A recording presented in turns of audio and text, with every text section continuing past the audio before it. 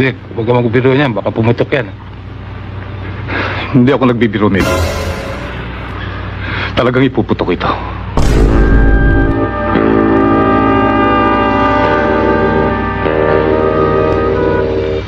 Pati ba naman ikaw, Vic?